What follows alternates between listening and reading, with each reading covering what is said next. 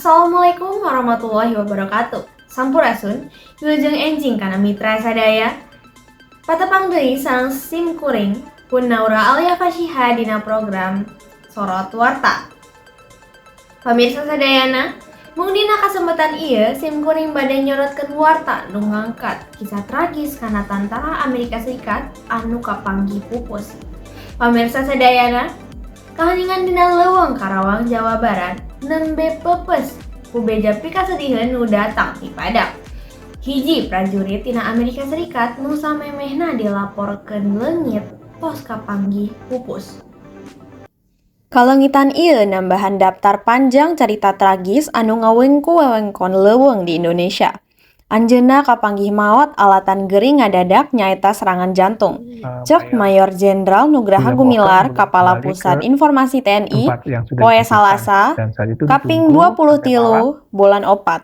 Dan pada Kejadian ieu dimimitian nalika eta prajurit ngalaksanakeun tugas penting, nyaeta survei rupa bumi pikeun situs Badarat Parasut salaku bagian tina latihan Super Garuda Shield atau SGS. Sanajan kitu, rencana nu sampurna teu tiasa nyegah pulas kaduga tina nasib.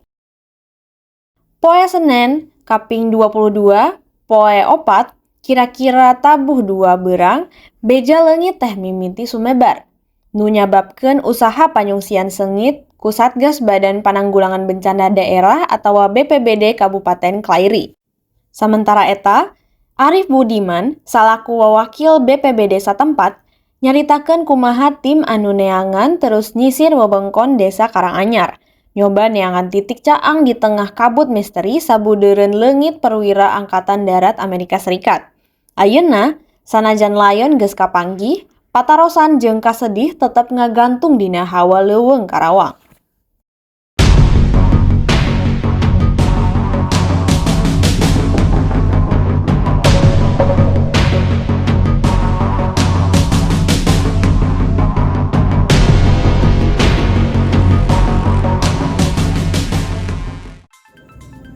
Pamirsa sadayana, sakitu wae warta anu tiasa kasanggahkeun ku sim kuring.